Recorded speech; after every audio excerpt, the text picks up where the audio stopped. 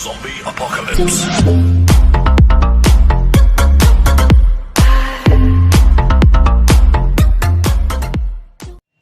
Hello my dear students, today I will discuss about syntax of nouns, how to correct them and how to find the errors which are in small ways in sentences. So my dear students, according to last videos we also discuss here to find out the errors. So, let's see. And first I have taken 30 rules. In these rules, जब collective nouns, what is collective noun? Collective nouns समूहवाचक संज्ञा होते हैं, यानी कि समूहवाचक, यानी जो एक समूह में कोई बात होती है वो संज्ञा हमारी समूहवाचक अर्थात कलेक्टिव नाउन्स कहलाती है। तो समूहवाचक संज्ञा का बोध होता है तो क्रिया एक वचन की आती है, यानी कि यहाँ we try to understand how to use a verb with a collective noun, यानी एक कलेक्टिव नाउन के साथ हमें जो वर्ब यूज करनी है वो किस प्रकार करनी है। तो रूल हमारा कहता है यदि कलेक्टिव नाउन है तो उस क्रिया जो उसके साथ आने वाली है वो एक वचन की आएगी। जैसे the committee were divided in two parts. ठीक है, कमेटी क्या है? कलेक्टिव नाउन है। कमेटी कैसे समूह है? बहुत सारे लोगों का समूह है तो और वो किसमें डिवाइड हो गई? टू पार्ट्स में। तो इसके साथ जो क्रिया आएगी वो एक वचन की आएगी और ये हमारा इसमें एरर है, ये हमने फाइंड आउट कर लिया। तो राइट सेंटेंस कैसे बनेगा? द कमिटी वॉज, ठीक है ना, वन में यहाँ पे क्या आएगा? वाज, क्योंकि इसका प्रयोग जो हम कर रहे हैं वो सिंगुलर नंबर में कर रहे हैं। Was divided in two parts, right. तो इस प्रकार से ये हमारा रॉन्ग होगा और ये हमारा राइट सेंटेंस होगा और राइट में हमने फाइंड आउट कर लिया। ये क्लियर? तो इस प्रकार से हम इसका यूज करते हैं। ओके, नेक्स्ट वन हम देखते हैं रूल नंबर 14। और 14 रूल्स हमारा क्या कहता है? जब समूहवाचक संज्ञा से भिन्न विचार प्रकट होते हैं तो क्रिया बहुवचन की आती है और सर्वनाम भी उसके साथ बहुवचन का आता है। It's a very important thing to know that when a collective noun express different types of thinking with that noun means collective nouns, the verb used plural and the pronouns also come plural numbers or plural number. ये means जब किसी समूहवाचक संज्ञा से भिन्न भिन्न विचार प्रकट होते हैं, बात प्रकट होती है, तो उसके साथ जो क्रिया आती है वो बहुवचन की आती है और उसके साथ जो सर्वनाम आएगा अर्थात संबंध कारक हम कह सकते हैं तो वो भी प्लूरल नंबर का आएगा। मैंने यहाँ पर एक सेंटेंस लिया है जिसमें कुछ एरर्स हैं, वो हमें फाइंड आउट करना समझ में आ जाएगा। तो the zari was fixed in his decision. तो जरी क्या है? समूहवाचक है लेकिन वो क्या है? फिक्स्ड हो गई है डिसीजन पर, यानी भिन्नता आ गई है उसमें विचारों में। तो इसके साथ जो क्रिया आने वाली है वो कैसे आनी चाहिए? बहुवचन की आनी चाहिए। तो कैसे हो जाएगा? The zari were fixed in, अब हिज सिंगुलर नंबर का है, हर आ सकता है, कुछ भी आ सकता है, तो ये हमारा एरर है। तो क्या आना चाहिए? क्योंकि इसके साथ बहुवचन का आना चाहिए सर्वनाम, तो THEIR, there decision.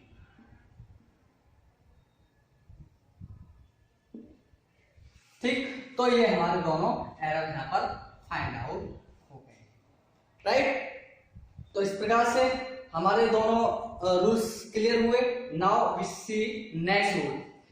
Next rule हमारा क्या कहता है, यदि किसी वाक्य का सब्जेक्ट ऐसा नाउन है जो निश्चित वजन डेफिनेट वेट के बारे में बात करता है या क्वांटिटी के बारे में बात करता है, मात्रा एक निश्चित डेफिनेट क्वांटिटी, या फिर किसी काउंटिंग संख्या नंबर के बारे में बात करता है, या फिर दूरी जो डिस्टेंस होती है एक निश्चित रूप से प्रकट करता है, तो उसके साथ जो क्रिया आती है वो हमेशा एक वचन की आती है। वेदर दीज जो नाउन्स हैं वो कुछ ऐसी चीज के लिए एक्सप्रेस करते हैं जो हमें दिखने में बहुवचन के लगते हैं, बट वो they are not in plural number, but they are always used in singular number, right? Let's see the example. So my dear students, I have taken two examples here. There are a little error. What those are in both sentences we will find here. Okay? तो मैंने आपको बताया था कि कुछ nouns ऐसे होते हैं जिनसे निश्चित मात्रा, निश्चित दूरी, निश्चित मास प्रकट होता है, तो वो जो नाउन्स होते हैं वो हमेशा एक वचन में प्रयोग किए जाते हैं, सिंगुलर नंबर में प्रयोग किए जाते हैं. तो लेट्स सी देखते हैं. 50 miles are a long distance. तो 50 माइल्स, तो इससे क्या प्रकट हो रहा है, क्या एक्सप्रेस हो रहा है? इससे प्रकट हो रहा है definite distance.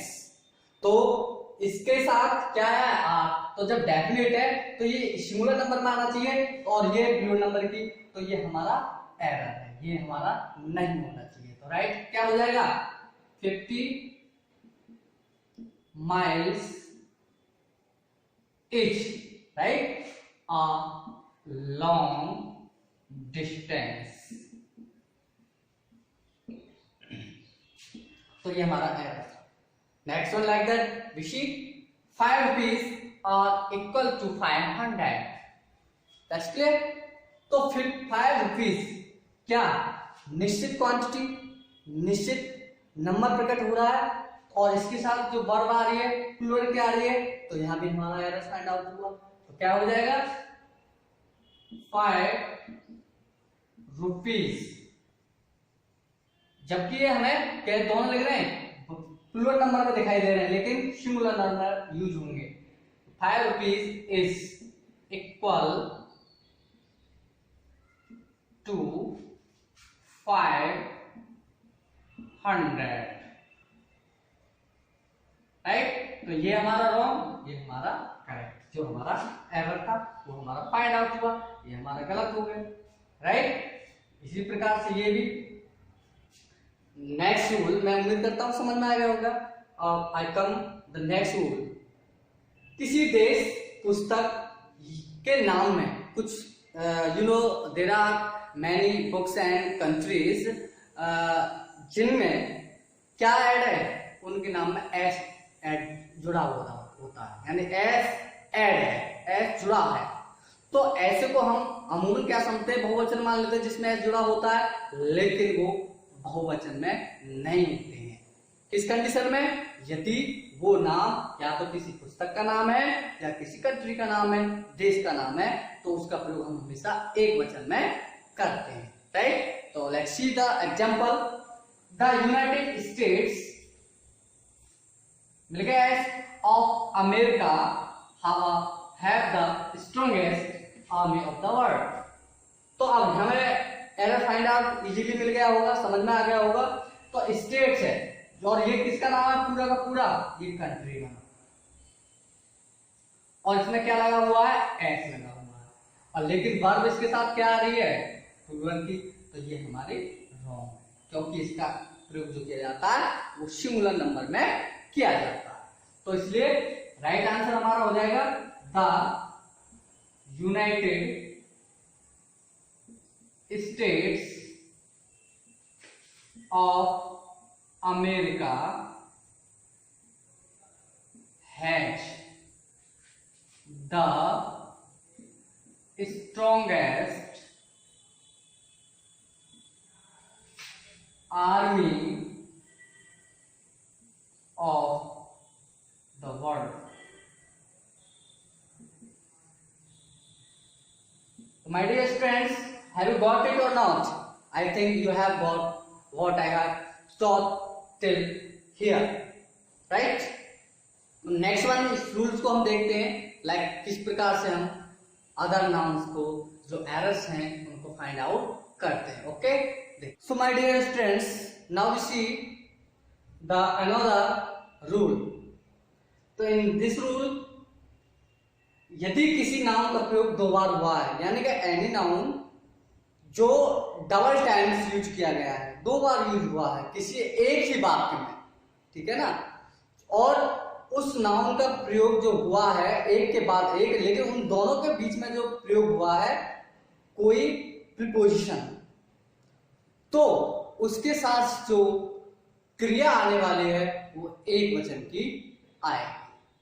Like that example देखते हैं, जैसे सिप आफ्टर सिप, यानी कि एक नाउन दो नाउन, ये और ये दोनों सेम नाउन, और लेकिन इसके बीच में क्या आ रहा है, प्रीपोजिशन आ रही है.